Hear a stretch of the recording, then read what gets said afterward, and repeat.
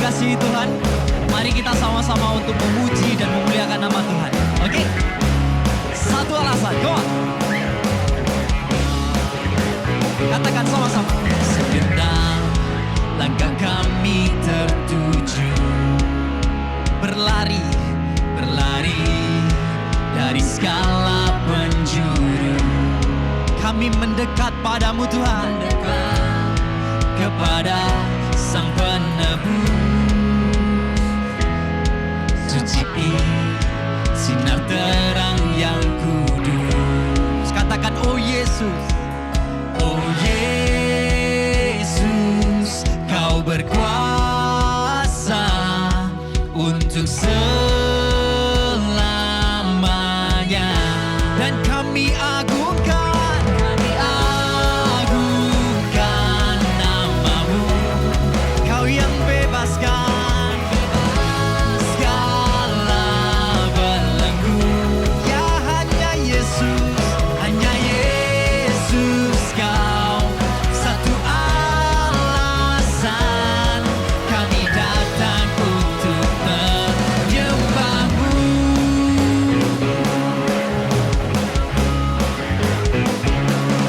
Segala ikatan telah terbuka, Dia menebus dosa kita. Setiap dosa telah Kau hancurkan. Oh, karena hanya Kau Sang Penebus, Dia yang sucikan dengan cahaya terang-Mu. Everybody sing, oh Yesus, Kau berkuasa untuk selamanya. Kami agungkan namamu. Kau pembebas Tuhan, segala belenggu. Hanya Yesus, Kau satu alasan kami datang untuk menyembahmu.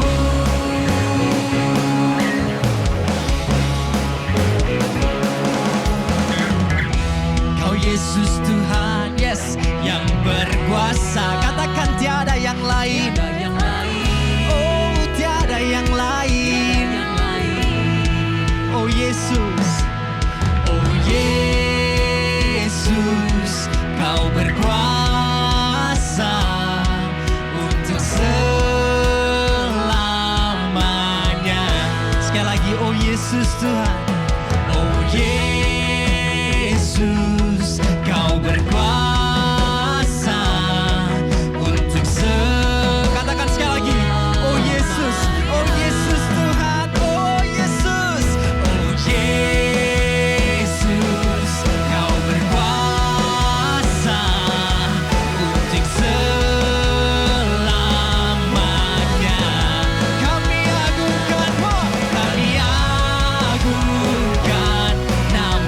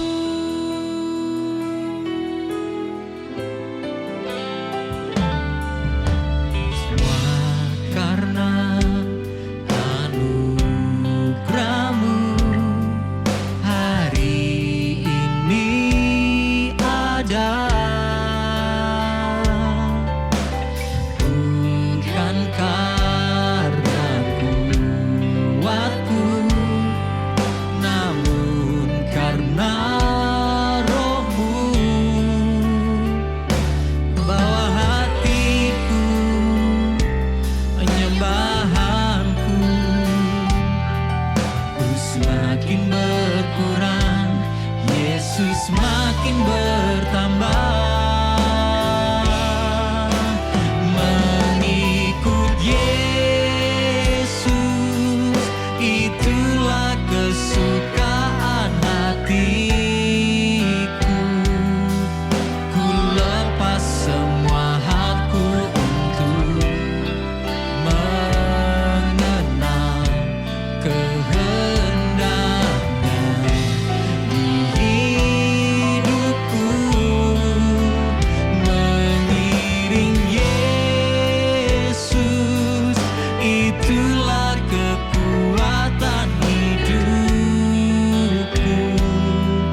Ku yakin anugerahnya mampu jadikanku hamba yang berkenan selalu.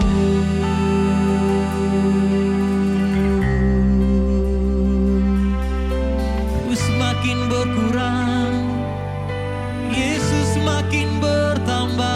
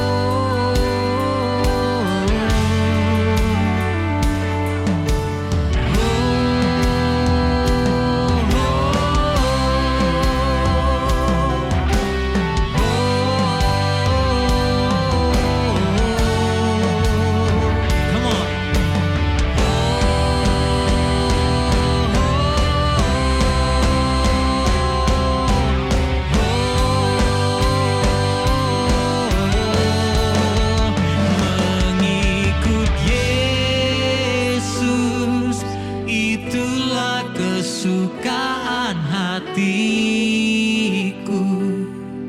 Ku lepas semua hakku untuk mengenal kehendaknya di hidupku. Mengiring Yesus, itulah kekuatan hidupku.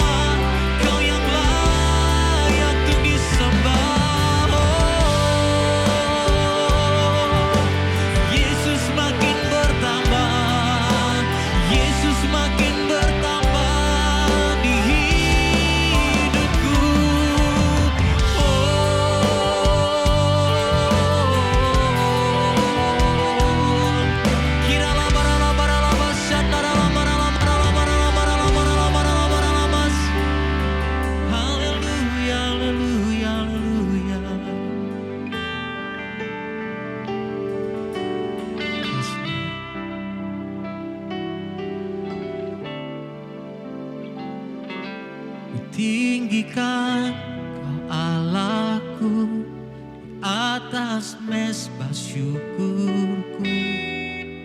Tinggallah dalamku, penuhi hatiku. Halo, nama saya Esme. Saya alumni di Benikasi. Sekarang kelas 1 SD di NBC. Di Benikasi sangat menyenangkan karena memnya baik-baik. Aku paling suka di center Messi karena bisa main pasir dan menggambar pakai cat. Aku suka menggambar. Selain menggambar, aku suka main piano. Selama pandemi, aku sering ikut lomba piano. Ini waktu ikut Festival Indonesiana, dapat Gold Award, main bintang kecil. Teman-teman yang di Benikasi tetap semangat ya, pasti happy. Tuhan Yesus memberkati. Bye-bye.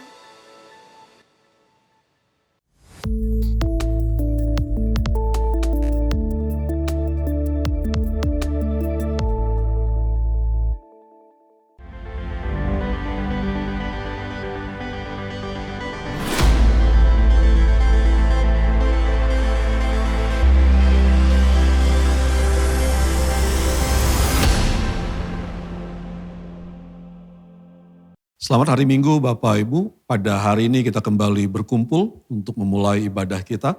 Dan saya ingin membacakan ada 2 ayat dari kitab Roma pasal ke-8 ayat yang ke-38 dan ayat 39. Sebab aku yakin bahwa baik maut maupun hidup, baik malaikat-malaikat maupun pemerintah-pemerintah, baik yang ada sekarang maupun yang akan datang, atau kuasa-kuasa, baik yang di atas maupun yang di bawah, ataupun sesuatu makhluk lain, tidak akan dapat memisahkan kita dari kasih Allah yang ada dalam Kristus Yesus Tuhan kita. Biarlah kiranya semua kita pada sepanjang ibadah ini, kita bisa menikmati kehadiran Allah di dalam hidup setiap kita. Dan biarlah kiranya di dalam hadirat itu, kita disembuhkannya, dipulihkannya, dikuatkannya, dan dihiburkannya. Mari sama-sama kita berdoa untuk memulai ibadah kita pada hari ini. Bapa, kami membawa ibadah kami pada hari ini dalam tangan-Mu. Aku berdoa bila kiranya Tuhan kehadiran-Mu itu Engkau nyatakan ya Tuhan atas setiap kami umat-Mu. Dimanapun kami ada ya Tuhan. Biarlah Engkau ya Tuhan menyatakan hadirat-Mu ya Tuhan. Dan biarlah kuasa hadirat-Mu itu ya Tuhan menguatkan kami, meneguhkan iman kami. Sehingga kami boleh dapat berkata kepada setiap masalah-masalah kami. Kami akan tetap memuji-muji Allah kami. Karena Dia adalah Allah yang mengasihi kami. Urapi setiap hamba-hamba-Mu yang akan melayani kami dalam sepanjang ibadah ini. Dan biarlah kuasa-Mu dinyatakan atas kami semua. Kami tahbiskan ibadah ini dalam nama Bapa, Putra, dan Roh Kudus. Amin. Mari kita bersama-sama merayakan kebaikan dan kesetiaan Tuhan bagi setiap kita. Naikkan ucapan syukur dan penyembahan-Mu bagi Dia. Haleluya. Nyanyikan bersama. Kecaplah dan lihatlah betapa baiknya Tuhan itu. Rasakan dan nikmati kasih setia Tuhan. Kecaplah dan lihatlah betapa baiknya Tuhan itu. Rasakan dan nikmati kasih setia Tuhan. Kasih setia Tuhan. Syukur bagimu Tuhan. Segala hormat bagimu Tuhan. Allah yang mengasihi, Allah yang memeliharaku. Syukur bagimu Tuhan.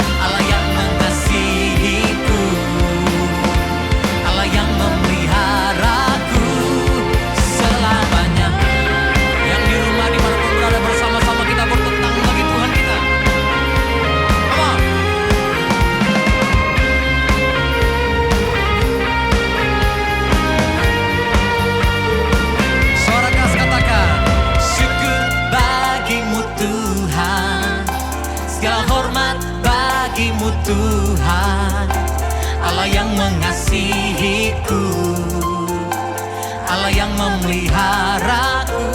Katakan kanan kiri, syukur bagimu Tuhan, segala hormat bagimu Tuhan, Allah yang mengasihiku, Allah yang memeliharaku. Come on, come on. Syukur bagimu Tuhan, segala hormat bagimu Tuhan, Allah yang mengasihiku, memelihara, Allah yang memelihara.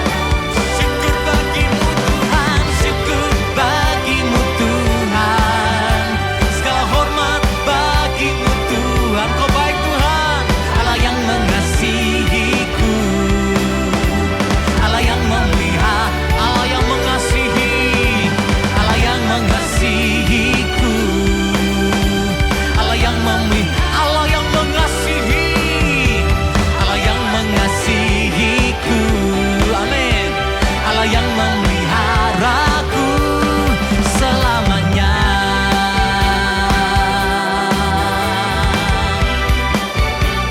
Sorak-sorai bagi Tuhan yang luar biasa, yang mengasihi setiap kita. Haleluya, haleluya, amin. Amin.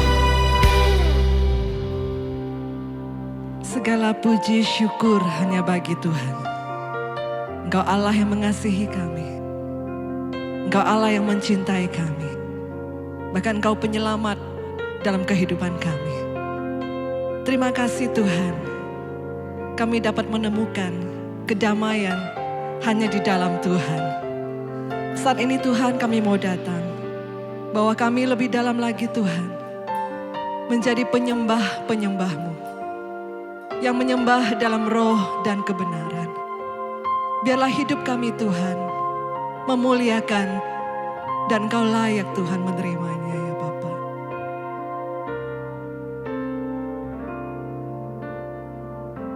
Savior of my soul, I confide in you through all my darkest moments. In you I find my peace, my comfort when I'm weak. I trust in you through storm and raging sea. Faithful, you're my God. You're the glory and the lifter of my head. Your light, it fills my days. It leads me in your ways. Forever I surrender all to you. And I live to worship you. My Jesus, you're the only one for me. Nothing will ever take your place, my precious Savior. Who can stand between my Lord and me? Lord, I live to honor you, and I long to bring my life an offering. Take me higher, draw me deeper. I give all to be with you. Mari jemaat Tuhan bersama-sama katakan, Savior of my soul, I confide in you. Through all my darkest moments, in you I find my peace, my comfort when I'm weak. I trust in you through storm and raging seas. Faithful, you're my God. You're the glory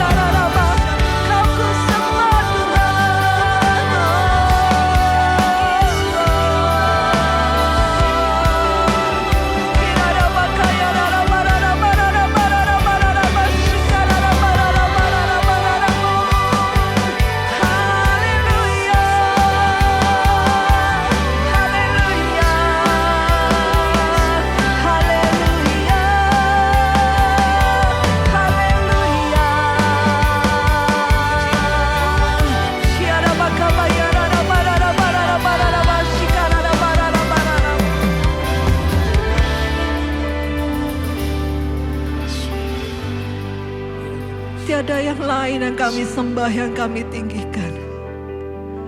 Hanya nama Yesus yang kami muliakan. Biarlah Tuhan, kemuliaan-Mu saat ini nyata di tempat kami berada. Kemuliaan-Mu dinyatakan Tuhan di rumah-rumah kami. Kemuliaan-Mu Tuhan dinyatakan saat ini dimanapun kami berada. Kau yang layak, Kau yang layak, ya Tuhan, hanya Engkau yang layak. Kau layak disembah di dalam roh dan kebenaran. Kau yang layak, Yesus. Oh, Kau layak Tuhan, Kau layak. Kau layak disembah, ditinggikan untuk selamanya.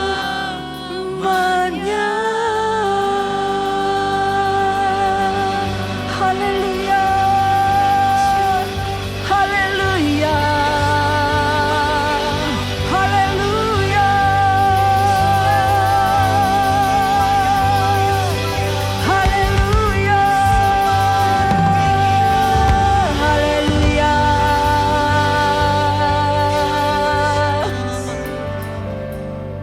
Saat ini kami memutuskan mata kami, hati kami hanya pada Yesus. Yesus yang layak dimuliakan. Yesus yang layak ditinggikan. Yesus yang layak disembah. Dan saat ini Tuhan, kami memutuskan kami menjadi penyembah-penyembah-Mu yang menyembah dalam roh dan kebenaran. Ini hidup kami Tuhan.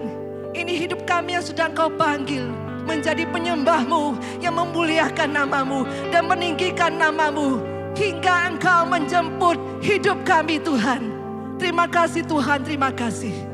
Saat ini Tuhan, kami mau tenangkan hati kami. Berfirmanlah ya Tuhan, berbicaralah.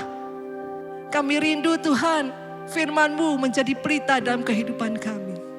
Terima kasih Tuhan, kami dedikasikan waktu kami selanjutnya untuk kemuliaan nama Yesus. Di dalam nama Tuhan Yesus, kami telah memuji dan menyembah Tuhan. Amin. Selamat hari Minggu, jemaat yang dikasihi Tuhan. Selamat datang di ibadah online MDC Surabaya. Bapak Ibu Saudara, tak terasa kita sudah melewati bulan ke-19 di masa pandemik ini.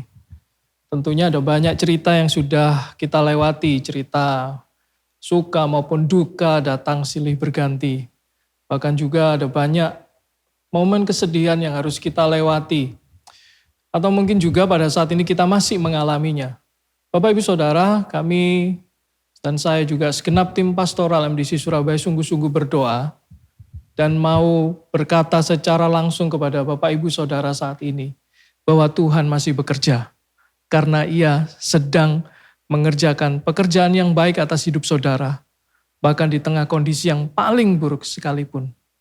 Karena Dialah Tuhan yang Maha Kuasa. Amin. Mari kita sebelum mendengar firman Tuhan dan merenungkan kebenaran Tuhan pada saat ini, saya mengajak setiap kita untuk berdoa sekali lagi. Mari kita berdoa. Tuhan, kami bersyukur untuk masa-masa yang sudah kami lewati. Biarlah Tuhan terus menguatkan iman percaya kami. Dan ajari kami untuk terus Tuhan bergantung kepada Engkau dan mentaati segala ketetapan-Mu. Urapi kami pada saat ini untuk mendengar kebenaran firman-Mu dan biarlah firman-Mu ini mencerahkan kami, menolong setiap kami, memberikan kekuatan kepada setiap kami. Terima kasih Tuhan, di dalam nama Yesus. Amin, amin. Saya ingin membacakan di dalam Mazmur 34 ayat yang ke-13. Mazmur 34 ayat yang ke-13, siapakah orang yang menyukai hidup, yang mengingini umur panjang untuk menikmati yang baik. Pemazmur Daud di dalam tulisannya ini mengatakan atau dia membuat sebuah pertanyaan, siapakah yang mau hidup bahagia? Bukan cuma hidup bahagia, tapi menikmati semua yang baik, bahkan panjang umur. Kalau pertanyaan itu diajukan kepada setiap kita, tentunya kita pasti menjawab mau. Ya, saya mau gitu ya. Karena semua orang pada dasarnya ingin hidup bahagia dan panjang umur. Itu hal yang lumrah, itu hal yang alami Bapak Ibu Saudara. Bahkan dalam satu tajuk atau sebuah lembaga dunia yang bertajuk The World Happiness Report, berdasarkan data dari The Gallup World Poll pada bulan Maret 2021, merilis negara-negara dengan indeks kebahagiaan tertinggi di dunia. Dan yang menarik adalah survei ini dilakukan saat pandemi COVID-19 melanda. Dari 149 negara yang disurvei atau diriset, ada 5 negara paling tidak yang teratas dengan indeks kebahagiaan tertinggi. Negara-negara tersebut adalah Finlandia, Denmark, Swiss, Islandia, dan Belanda. Tentunya dari kita pasti akan bertanya-tanya, Indonesia urutan keberapa gitu ya. Ya, Indonesia ada di urutan 82 dari 149 negara. Ya, lumayan lah ya. Pada saat saya bercerita tentang hal ini kepada beberapa orang, kemudian ada yang nyeletuk, ada yang komentar. Ya saya juga bahagia kok kalau berlibur keliling ke 5 negara ini tanpa biaya alias gratis. Wah, jadi kebahagiaannya karena dia ingin berlibur keliling ya ke negara-negara ini. Bisa dimaklumi karena mungkin juga selama pandemik ini kita nggak pergi kemana-mana atau banyak orang yang menunda liburannya dan sebagainya, tidak bisa pergi kemana-mana. Akibatnya ketika aturan mulai sedikit longgar dalam artian level sudah mulai membaik ya, jadi kita bisa mulai beraktivitas, maka yang namanya tempat-tempat umum, tempat wisata, mal dan sebagainya mulai didatangi oleh banyak orang. Ya, dari survei ini kita bisa melihat bahwa, dan survei ini dilakukan setiap tahun rupanya. Setiap tahun diadakan survei semacam ini. Dari survei tersebut kita melihat bahwa kebahagiaan adalah sebuah kondisi batin yang dirindukan oleh semua orang di dunia. Bahkan harus diadakan sebuah riset, sebuah penelitian. Dari 5 negara tersebut dan ada banyak negara, ada 149 negara, di situ masing-masing memiliki parameter tersendiri, ada ukurannya tersendiri. Ya entah berhasil menangani COVID atau kesehatan yang cukup baik, penanganan sosial atau public service yang cukup baik di negara-negara tersebut, maka mereka memiliki peringkat yang tertinggi. Tapi lebih daripada itu, semua masyarakatnya disurvei dan mengatakan berbahagia, paling tidak kita tahu 5 negara tersebut. Nah di dalam Mazmur 34 ayat yang ke-13 tadi yang sudah kita baca dan kemudian ingin saya lanjutkan sampai ke ayat yang ke-15. Dikatakan, siapakah orang yang menyukai hidup, yang mengingini umur panjang untuk menikmati yang baik? Kemudian dikatakan di ayat berikutnya, jagalah lidahmu terhadap yang jahat dan bibirmu terhadap ucapan-ucapan yang menipu. Jauhilah yang jahat dan lakukanlah yang baik. Carilah perdamaian dan berusahalah mendapatkannya. Begitu pentingnya ayat tersebut, ayat-ayat tersebut di atas di dalam Mazmur 34 ayat yang ke-13 bahkan sampai ayat yang ke-16. Itu kemudian dikutip kembali oleh Rasul Petrus di dalam suratnya. Di dalam 1 Petrus 3 ayat yang ke-10 sampai ayat yang ke-11. Dikatakan di ayat tersebut adalah siapa yang mau mencintai hidup dan mau melihat hari-hari baik, ia harus menjaga lidahnya terhadap yang jahat dan bibirnya terhadap ucapan-ucapan yang menipu. Ia harus menjauhi yang jahat dan melakukan yang baik. Ia harus mencari perdamaian dan berusaha mendapatkannya. Bapak Ibu Saudara yang dikasihi Tuhan, ayat ini mengatakan kalau siapa di antara kita yang ingin bukan hanya mencintai hidup, memiliki umur yang panjang, tapi juga melihat hari-hari yang baik. Dan di kedua kitab ini, di kedua tulisan ini, di dalam Mazmur dan 1 Petrus, ini mengajarkan kepada kita apa yang harus kita lakukan untuk mendapatkan yang namanya kebahagiaan.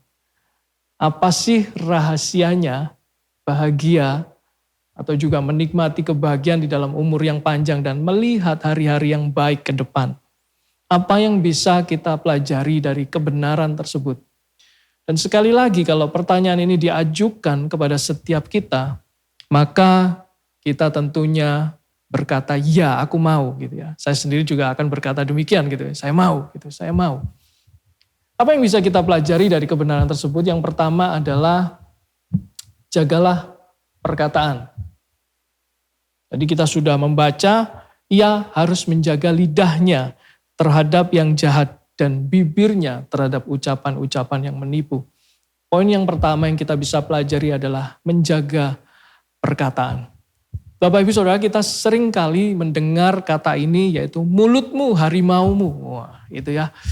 Ini artinya bahwa perkataan yang tidak dijaga dapat membahayakan kita dan dapat menghancurkan masa depan kita. Oleh karena itu hati-hati di dalam berucap ataupun kita berkata-kata dengan sesama kita, karena perkataan yang salah atau perkataan yang tepat, bahkan mungkin perkataan yang keliru gitu ya, perkataan yang jahat itu bisa meninggalkan sebuah luka yang cukup dalam dan lama, dan juga bahkan bisa berakibat buruk kepada masa depan kita, Bapak Ibu Saudara. Kita cukup sering mendengar ya berita-berita yang ada di sosial media atau bahkan di dalam media elektronik yang kita baca atau kita dengar, yang kita tonton dan sebagainya. Ada begitu banyak kasus yang akhirnya karena masalah perkataan, orang tersebut harus berakhir di penjara atau bahkan dia kehilangan masa depannya. Karena dari perkataan yang salah dia bisa terjerat dengan hukum, dia bisa terjerat dengan undang-undang ITE ya, dan dengan perkataan yang tidak tepat gitu. Akhirnya orang tersebut berakhir di dalam penjara gitu atau mendapatkan kesulitan. Abraham Lincoln mengatakan demikian, tidak ada manusia yang sanggup mengingat dengan baik untuk bisa menjadi pembohong yang sukses. Wah, ini cukup dalam ya, dia berkata ya. Dalam kaitannya dengan menjaga perkataan, tadi juga baik pemazmur maupun Rasul Petrus mengatakan bahwa jagalah lidahmu terhadap yang jahat dan bibirmu terhadap ucapan-ucapan yang menipu. Ada satu kutipan atau sebuah nasihat dari Abraham Lincoln. Dia mengatakan, tidak ada manusia yang sanggup mengingat dengan baik untuk bisa menjadi pembohong yang sukses. Artinya kalau dia melakukan sebuah ucapan yang menipu, maka di cerita berikutnya dia berusaha memakai cerita bohong dia untuk mengarang cerita bohong yang lain, untuk mendukung cerita bohong dia sebelumnya. Demikian pula cerita bohong yang sudah dilanjutkan kepada dia ketika dia harus dikonfirmasi atau dia harus berhadapan dengan sesuatu yang menuntut sebuah keterbukaan, kejujuran, maka dia harus mengarang lagi sebuah cerita bohong yang lain untuk menutupi kebohongan yang sebelumnya dan kebohongan yang sebelumnya dan demikian seterusnya. Tanpa disadari sebenarnya kita suka sekali berbohong. Padahal kalau menurut kutipan dan apa yang sudah kita pelajari itu ya, ada yang berkata bahwa kalau kita berbohong itu lebih menguras mental daripada mengatakan kejujuran. Ini sebuah hal yang menarik ya, kita lebih menguras mental pada saat kita itu berbohong daripada mengatakan kejujuran. Karena memang akhirnya kita akan sibuk menutupi kebohongan yang satu dengan kebohongan yang lain dan kebohongan yang berikutnya dan berikutnya. Seorang psikolog dari Universitas California, Santa Barbara, yaitu Dr. Bella De Paulo pada tahun 1996, menyebutkan orang umumnya berbohong 1-2 kali dalam sehari. 1-2 kali dalam sehari. Umumnya. Hal ini ditemukannya setelah dia mengajukan pertanyaan kepada responden selama sepekan. selama 1 minggu. Setiap kali orang tersebut berbohong, dia kemudian mencatat. Termasuk kebohongan yang dianggap untuk kebaikan. Ya. Jadi seringkali kita menganggap, oh ini ada bohong putih, ini ada bohong yang hitam gitu ya, dan sebagainya. Ini aku berbohong untuk kebaikan. Nah ini juga dicatat. Dari 147 responden di dalam penelitian tersebut, hanya 7 orang yang berani bilang bahwa mereka sama sekali tidak mengucapkan kebohongan barang sekalipun. Itu pun para peneliti ini hanya bisa menebak kira-kira 7 orang yang berkata jujur ini benar enggak gitu. Jadi masih diragukan. Mereka masih menebak kalau jangan-jangan dia enggak berkata jujur gitu. Ada banyak kebohongan yang akhirnya didasari oleh alasan yang lugu atau demi kebaikan. Misalnya ya, yang sering kali kita temui, penampilanmu keren hari ini, cantik, ganteng. Wah.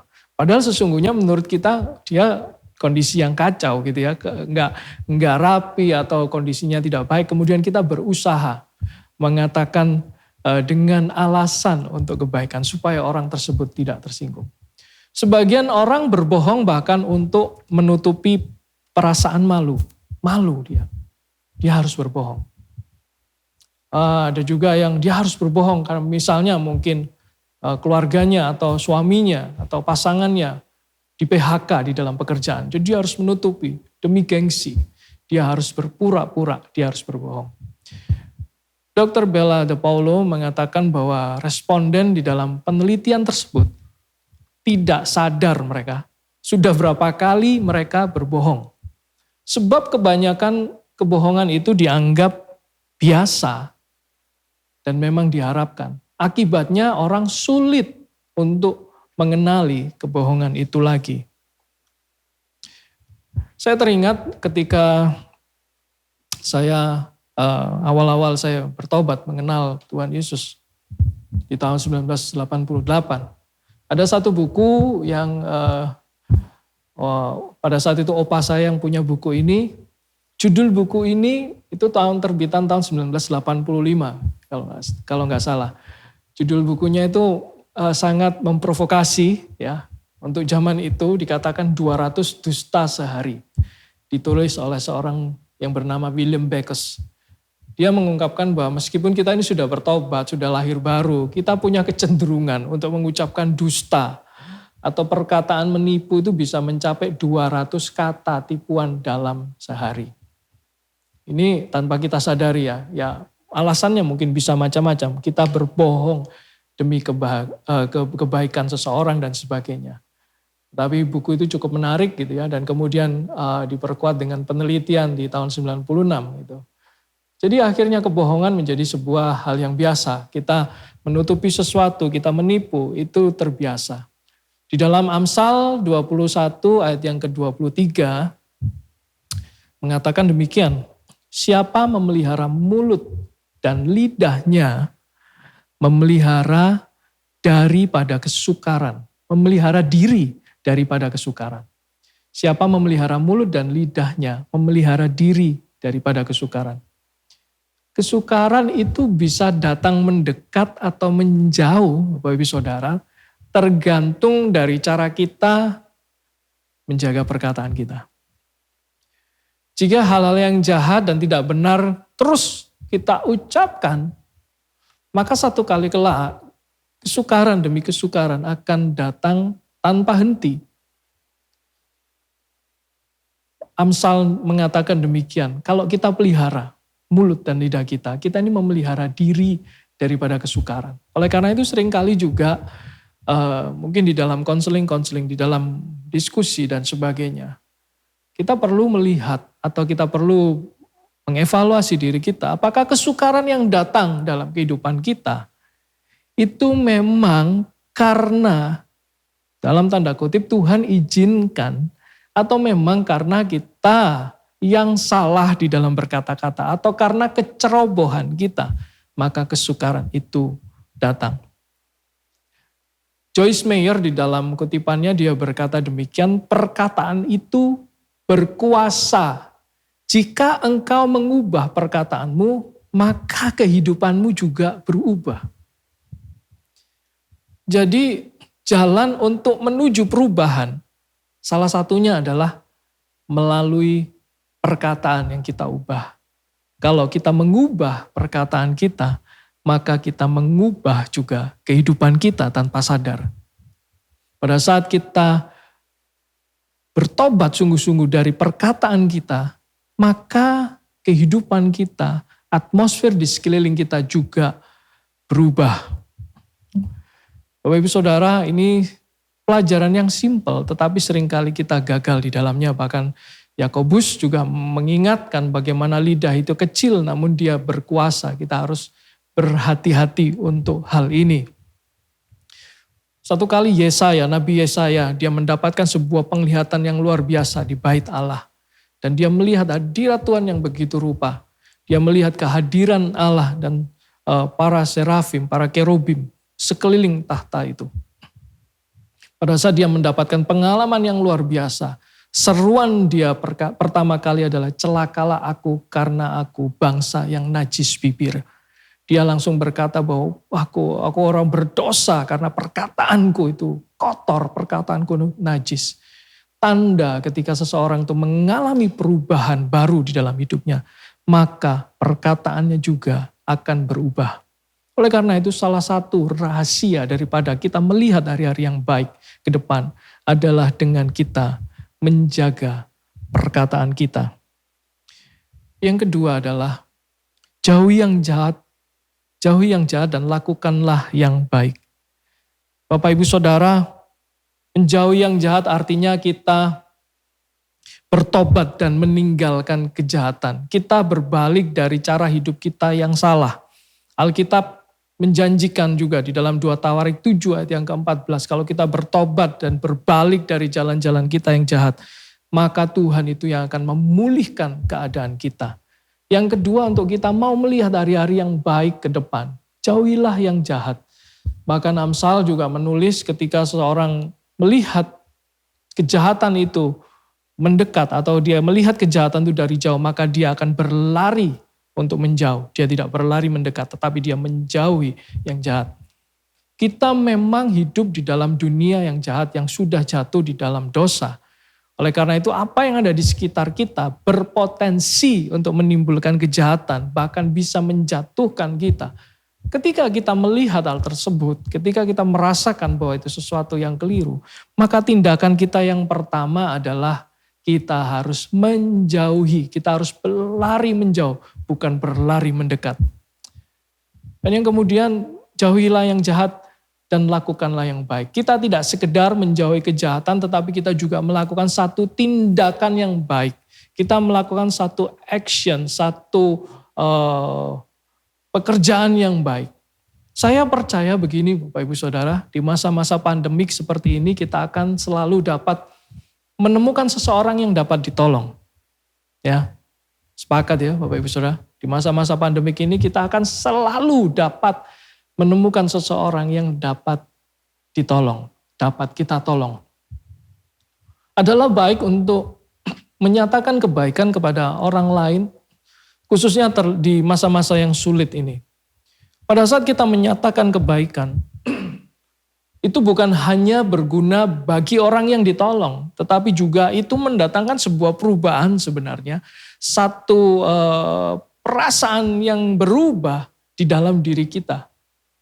Pada saat kita itu melakukan hal yang baik, pada saat kita melakukan kebaikan kepada orang lain, percayalah pada saat itu hati kita itu juga dipenuhi oleh sukacita ilahi. Mungkin selama ini kita kehilangan sukacita atau kita tidak merasakan sukacita di dalam hati kita karena mungkin kita jarang untuk melakukan apa yang baik kepada yang lain. Mungkin ini adalah waktu yang tepat ya. Makin sering sebenarnya kita berbagi kebahagiaan atau berbagi kebaikan, maka makin penuhlah hati kita itu dengan sukacita. Jadi jangan pelit untuk berbagi kebaikan. Kebaikan yang kita lakukan tuh bisa sederhana. Sederhana sekali, kita bisa melihat orang yang di sekitar kita pada saat dia membutuhkan sesuatu, kita bisa, apakah itu orang di pinggir jalan, kita bisa Bahkan kita bisa melakukan, memberikan makanan, kita memberikan uang dan sebagainya. Atau di sekitar rumah kita melakukan kebaikan. Lakukanlah yang baik.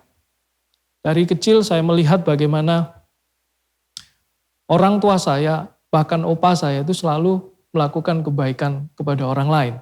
Meskipun hal itu sederhana. Ya, masih saya ingat kalau orang tua saya atau papa saya khususnya, kalau di rumah saat kita kecil, kalau ada entah itu tukang sampah lewat atau orang yang sering membantu membersihkan dan sebagainya, maka pasti ya papa saya atau ayah saya memberikan sesuatu kepada dia gitu.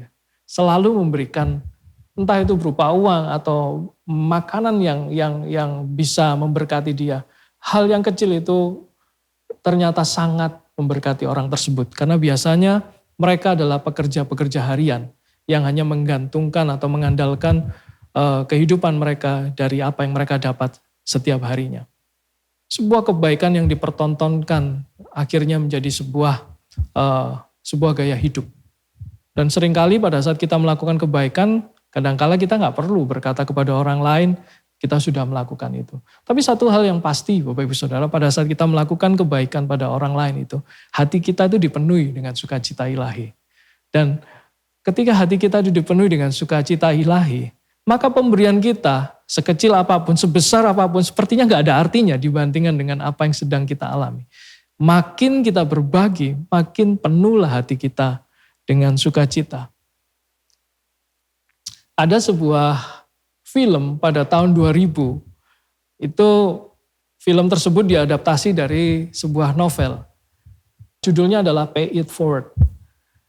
Ini adalah sebuah kisah yang menarik, saya sempat menonton pada saat itu, dan kemudian istilah Pay It Forward ini menjadi viral ya katakan begitu pada masa-masa itu. Dan bahkan mungkin masih dikutip beberapa kali orang memakai istilah ini untuk sebuah proyek, sebuah tindakan kebaikan dan sebagainya.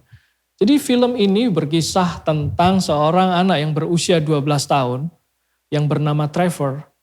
Dia mendapatkan tugas penting dari gurunya, ya, guru sosial. Guru tersebut memberikan sebuah proyek social experiments pada murid-muridnya sebagai prasyarat untuk naik kelas. Oke, jadi kalau kalian mau naik kelas ya, kalian di kelas 7 ya pada saat itu, kalian harus melakukan sebuah proyek sosial. Semua murid diajak untuk berimajinasi atau memikirkan proyek tersebut. Tanpa pikir panjang, si Trevor menemukan sebuah gagasan, pay it forward, yaitu ide untuk membagikan kebaikan kepada 3 orang. Dan 3 orang tersebut tidak boleh membalas kebaikan itu kepada orang yang memberi itu. Orang yang menerima kebaikan itu harus membalas kebaikannya kepada 3 orang yang lain dan demikian seterusnya. Sebuah gagasan yang nampaknya sederhana oleh seorang anak yang berusia 12 tahun. Tetapi apa yang terjadi? Kemudian si Trevor ini dia berpikir keras. Siapa yang akan aku tolong gitu ya. Akhirnya dia menemukan 3 orang terdekat yang akhirnya menjadi bahan proyek sosialnya. Dia menemukan seorang gelandangan sekaligus pecandu narkoba. Wah ini namanya Jerry. Ya, wah dia menemukan dia di pinggir jalan. Kemudian dia melakukan kebaikan, dia memberi makan, bahkan dia mengajak si gelandangan ini ke rumahnya, disuruh mandi, disuruh bersihin, ibunya sampai kaget. Kamu ngapain dan sebagainya. Aku sedang melakukan sebuah proyek sosial katanya gitu. Dan kemudian dia melakukan kebaikan juga kepada ibunya, Arlene. Dan kemudian dia melakukan kebaikan kepada guru ilmu sosialnya, Simonette. Trevor ini tanpa disadari oleh Trevor, gagasan tersebut ternyata sukses dan kemudian menjadi sebuah gerakan sosial sampai ke kota lain. Gerakan Pay It Forward ini akhirnya banyak orang yang terdampak karena ketika mereka melakukan kebaikan tersebut. Dan waktu orang yang menerima kebaikan mereka berusaha membalas kepada mereka. Mereka berkata, jangan, kamu harus lakukan ini kepada yang lain. Dan kemudian gerakan ini menjadi sangat sukses, sangat viral, menyebar. Karena setiap orang yang melakukan kebaikan dan menerima kebaikan, mereka mengalami sebuah perubahan di dalam diri mereka. Dan kemudian mereka meneruskan kebaikan itu kepada orang lain. Dan hati mereka dipenuhi dengan satu perasaan penuh sukacita. Tetapi sangat disayangkan di dalam satu peristiwa, Trevor berusaha membantu temannya, berusaha menyelamatkan temannya dari sebuah perkelahian. Dia mati tertusuk pisau. Dan dengan sekejap mata berita tentang kematian Trevor ini menyebar. Si anak yang baru berusia 12 tahun ini kemudian menjadi viral. Dan di akhir cerita digambarkan bagaimana orang-orang itu berbondong-bondong datang ke depan rumahnya sambil membawa lilin ya, untuk memberikan penghormatan terakhir kepada Trevor, si penggagas Pay It Forward. Karena orang-orang tersebut, mereka ini yang mengalami perubahan sikap hati. Karena selain mereka mendapatkan kebaikan, mereka meneruskan kebaikan itu kepada orang lain. Dan mereka melihat ada perubahan di dalam diri mereka dan perubahan di dalam komunitas mereka. Di akhir film itu digambarkan banyak orang datang di tengah malam itu seperti lautan lilin karena orang itu sangat banyak memberikan penghormatan terakhir datang di depan rumahnya. Kedua orang tuanya kaget melihat ini. Bagaimana seorang anak kecil melakukan kebaikan dan kemudian berdampak kepada bukan hanya komunitas, bahkan bisa berdampak kepada kota. Bapak Ibu Saudara, di masa-masa seperti ini, saudara dapat juga membagikan kebaikan kepada orang lain. Atau bahkan selama seminggu ini, mari kita coba lakukan ini. Pay it forward. Dan lihatlah akan ada banyak keajaiban yang akan terjadi. Meskipun ini hanya sebuah novel yang akhirnya difilmkan, tetapi film ini sangat menginspirasi dan seringkali dipakai kata ini pay it forward. Dan orang mengutip atau mengisahkan ulang kisah ini. Yang ketiga adalah menjaga relasi. Saudara yang dikasihi Tuhan, jika kita membaca ayat-ayat tersebut, kita mendapati bahwa carilah perdamaian dan berusahalah mendapatkannya. Itu adalah tentang bagaimana relasi kita dengan sesama. Itu berbicara tentang relasi. Mengusahakan perdamaian. Dan itu juga berkenaan dengan hubungan kita dengan sesama. Itu juga bahkan berbicara relasi kita dengan pasangan kita, relasi kita dengan suami kita, relasi dengan istri kita, relasi dengan orang tua, relasi dengan anak-anak kita, relasi dengan keluarga, bahkan relasi dengan rekan sekerja kita. Di ayat-ayat ini mengatakan carilah perdamaian dan berusaha mendapatkannya. Dan ini selalu berkaitan dengan masalah relasi. Pertanyaannya adalah apakah rahasia kebahagiaan dan hidup yang baik ini berkaitan erat dengan masalah relasi? Untuk menjawabnya saya ingin bercerita lagi gitu ya. Satu studi tentang kebahagiaan yang dilakukan oleh Harvard University pada tahun 1938. Dalam studi tersebut, tim dari Harvard University melakukan wawancara atau interview secara berkala kepada 724 orang dari usia remaja, dari mereka pada saat usia remaja hingga akhir hidup mereka, bahkan studi ini berlanjut atau wawancara ini berlanjut hingga keturunan ketiga mereka, ada 2.000 anak-anak mereka dan cucu-cucu mereka. Tim dari Harvard University mewawancarai mereka. Mereka ditanyai tentang kesehatan mereka, sekolah, keluarga, pekerjaan. Apakah mereka mendapatkan pekerjaan yang baik, ataukah mereka pernah dipecat, ataukah pernah mereka berurusan dengan kriminal dan semuanya. Semua itu dicatat. Semua aspek kehidupan mereka dicatat, diwawancarai, dicatat. Dan itu dilakukan secara berkala hanya untuk mendapatkan jawaban tentang apa rahasia mendapatkan kehidupan yang baik dan bahagia. What makes a good life? Dan riset ini, studi ini dilakukan selama hampir 80 tahun Bapak Ibu Saudara. Ini luar biasa sekali. Dari tahun 1938 berakhir kalau tidak salah tahun 2017 kemarin. Dan rencananya mereka akan meneruskan studi ini. Kalau Bapak Ibu juga bisa mencarinya ya, di search juga di internet. akan mendapatkan ini satu riset yang sahih, riset yang valid, yang bisa cukup diandalkan. Dari riset yang dilakukan hampir selama 80 tahun tentang apa sih rahasia mendapatkan kehidupan yang baik dan bahagia. Kesimpulannya Bapak Ibu Saudara, mungkin kesimpulannya kita mungkin sudah tahu. Kesimpulannya adalah kehidupan yang baik dibangun oleh hubungan atau relasi yang baik. The good life is built with good relationships. Kehidupan yang baik dibangun oleh hubungan atau relasi yang baik. Dan Bapak Ibu Saudara, ini adalah satu studi yang dilakukan cukup lama, bahkan dikatakan the longest study, sebagai satu riset yang paling lama yang pernah dilakukan. Dan dari hasil riset ini, bahkan sama sekali tidak menyebutkan kekayaan, ketenaran, atau kerja lebih keras sebagai rahasia mendapatkan kehidupan yang baik dan bahagia. Riset yang dilakukan oleh Harvard University ini selama 3-4 generasi ini sebagai satu riset yang terlama, studi yang terlama, hanya untuk mereka mendapatkan sebuah kepastian. Apa sih rahasia hidup bahagia?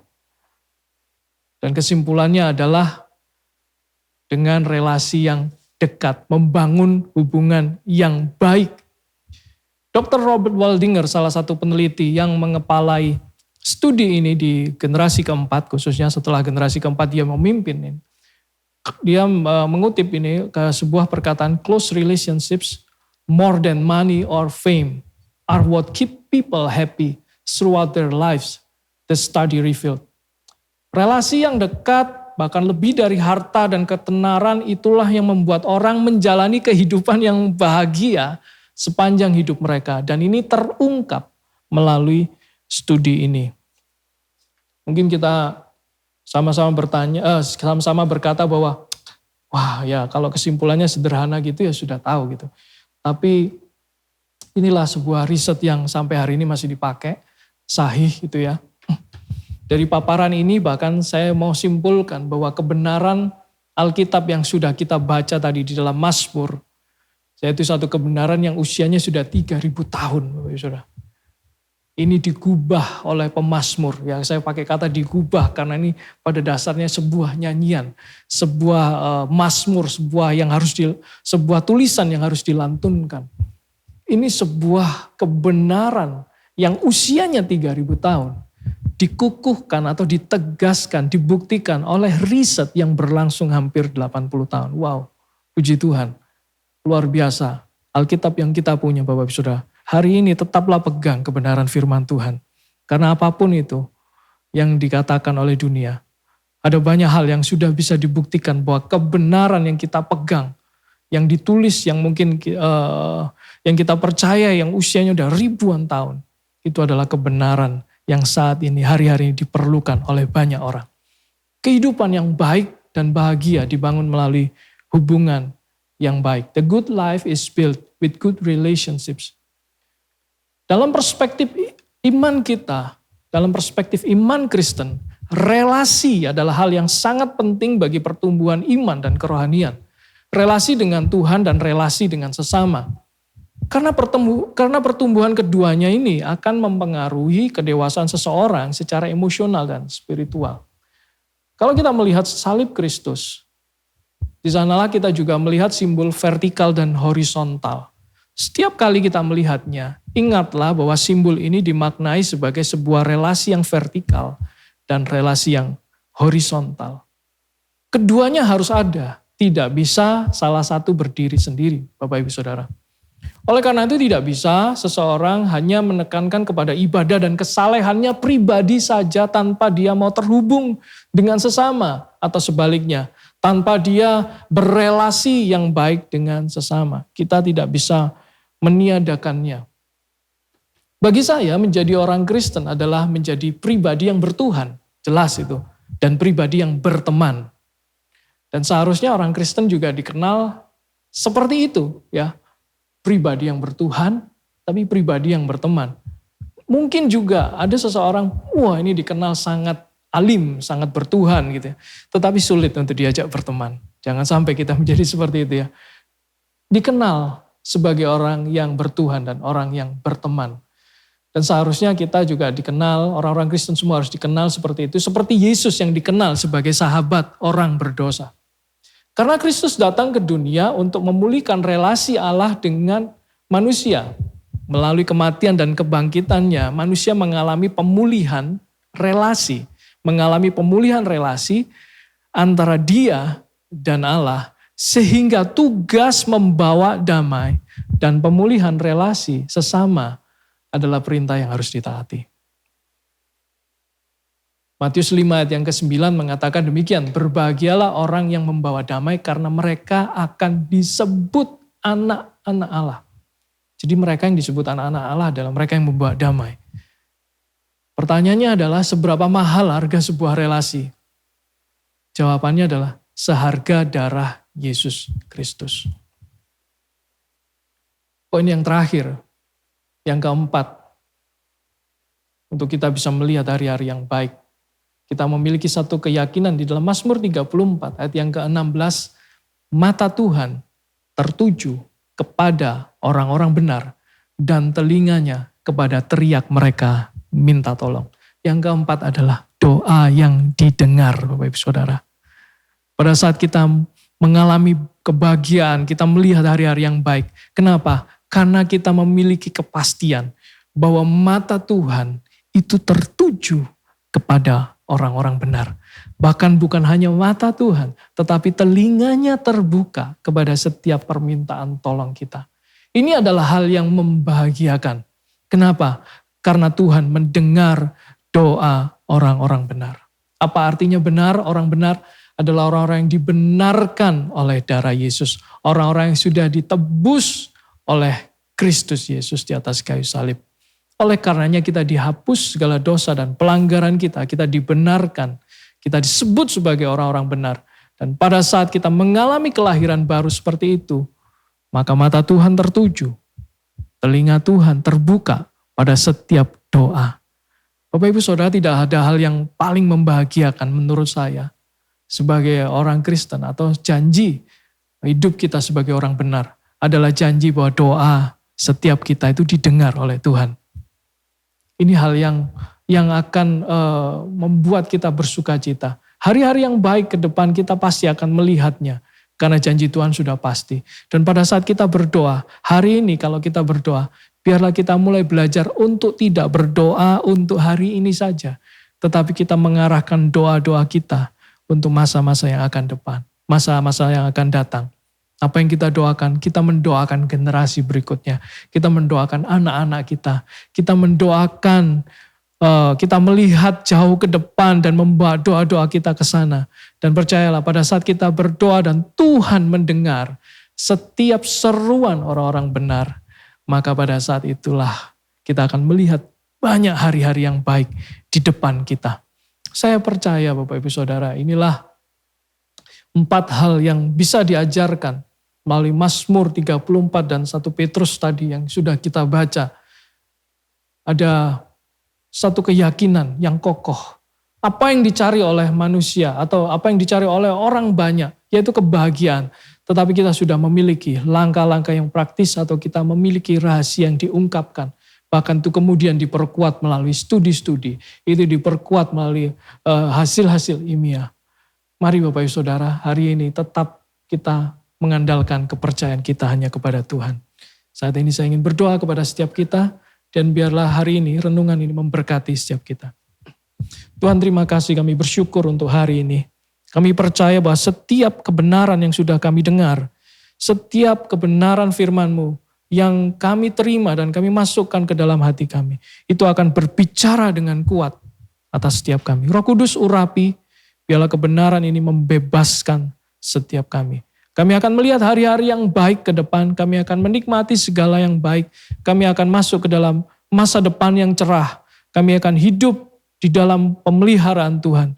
Dan biarlah hati kami tidak digentarkan karena kami memiliki jaminan bahwa Tuhan mendengar setiap seruan doa kami. Terima kasih Tuhan. Di dalam nama Tuhan Yesus kami berdoa. Amin, amin. Tuhan Yesus memberkati Bapak Ibu Saudara semua.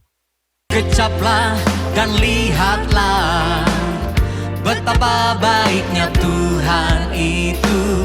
Rasakan dan nikmati kasih setia Tuhan. Come on. Kecaplah dan lihatlah betapa baiknya Tuhan itu. Rasakan dan nikmati kasih setia Tuhan. Kasih setia Tuhan. Syukur bagimu Tuhan, segala hormat bagimu Tuhan. Allah yang mengasihiku, Allah yang memeliharaku. Syukur bagimu Tuhan, syukur bagimu Tuhan, segala hormat bagimu Tuhan. Allah yang mengasihiku, Allah yang memeliharaku selamanya.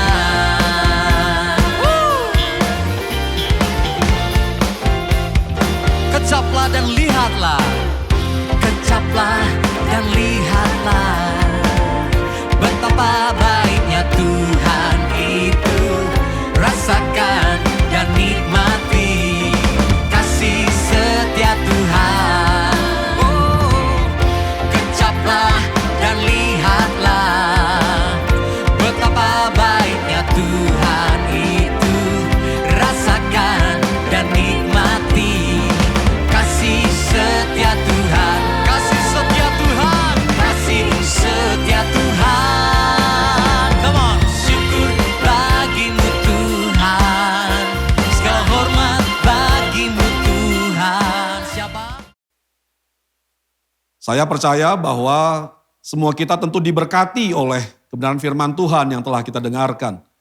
Dan sebelum kita mengakhiri ibadah kita, saya yakin kembali mengingatkan kepada Bapak Ibu untuk dapat memberikan persembahan kepada Tuhan melalui gereja masa depan cerah, melalui kris ataupun melalui rekening yang ada dalam tayangan ibadah ini. Sebabnya mari sama-sama sebelum kita menutup, mari sama-sama kita katakan kepada diri kita bahwa Allah mengasihi kita. Ayo Bapak Ibu, mari sama-sama kita satu hati, kita berdoa, kita mengakhiri ibadah kita pada hari ini. Mari kita berdoa. Bapa, bersyukur untuk kebenaran firman-Mu yang telah kami dengar. Kami bersyukur untuk kuasa perkataan firman-Mu yang telah menjamah hati setiap kami. Kalau kami, ya Tuhan, juga sudah mengembalikan sebagian daripada berkat yang telah Tuhan beri melalui persembahan kami. Kami berdoa bila kiranya Tuhan apa yang kami persembahkan kepadamu itu boleh menjadi korban yang menyenangkan akan hatimu. Dan aku berdoa Tuhan bila kiranya dalam kemurahan-Mu ya Tuhan, Engkau tetap memberkati ya Tuhan pekerjaan, usaha, kesehatan, kehidupan, keluarga daripada setiap jemaat-Mu ya Tuhan. Sehingga kami semua, setiap jemaat-Mu ya Tuhan, kami semua boleh dapat melihat ya Tuhan kebenaran dari setiap perkataan dan setiap janji-janji-Mu. Tuhan, pakailah hidup kami, sehingga melalui hidup kami Engkau dipermuliakan. Dan kami berdoa ya Tuhan, sekali lagi dalam nama anak-Mu Tuhan kami Yesus Kristus. Kalau di antara kami ya Tuhan yang sedang dalam pergumulan, aku berdoa bila kira Tuhan ulurkan tangan-Mu dan Engkau menjamah kami ya Tuhan. Engkau yang membuat keajaiban, memberi pertolongan bagi kami, membuat keajaiban dan menyembuhkan kami ya Tuhan. Di dalam nama Tuhan Yesus Kristus. Sebentar kami akan menutup ibadah kami. Kami bersyukur kepadamu untuk hari ini. Mari sama-sama jemaat Tuhan, kita arahkan hati kita kepada Allah. Mari kita mengangkat kedua belah tangan kita kepada Tuhan. Tanda kita percaya bahwa berkat yang daripada Allah Bapa, berkat dalam kasih karunia anaknya Tuhan kita Yesus Kristus, dan berkat di dalam Roh Kudus yang telah dilimpahkannya atas hidup kita, memenuhi hati kita, memenuhi hidup kita, memberi kepada kita kekuatan yang baru untuk berlaku setia di hadapan Tuhan dan untuk melakukan apa yang telah difirmankannya dalam hidup kita dari hari ini sampai Kristus datang kembali. Kami akhiri ibadah kami terima berkat-Mu dengan iman kami di dalam nama anak-Mu Tuhan kami Yesus Kristus. Semua kita yang percaya bersama-sama kita katakan amin. Tuhan Yesus memberkati Bapak Ibu.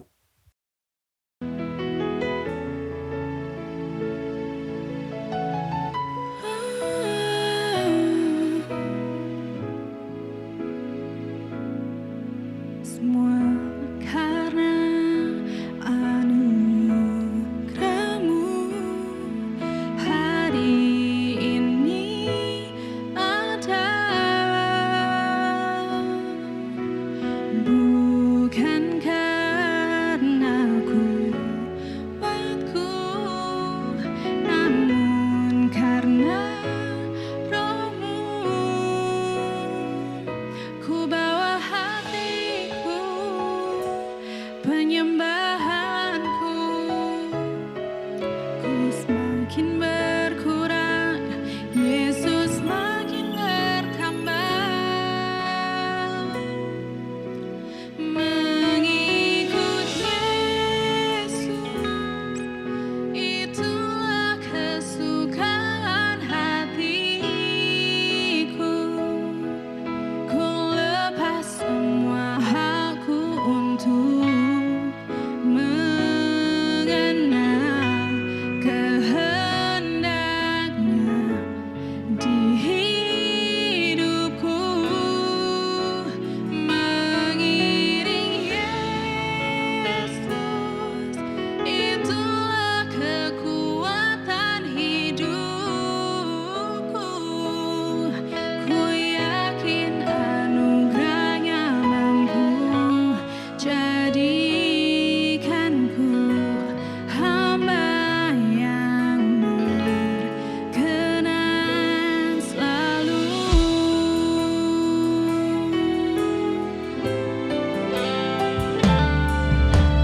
Semua karena anugerah-Mu, hari ini ada. Bukan karena kuatku, namun karena Roh-Mu. Bawa hatiku, penyembahanku, ku semakin berkurang, Yesus makin bertambah. Mengikut Yesus, itulah kesukaan hatiku. Ku lepas semua hakku untuk mengenal kehendaknya di hidupku.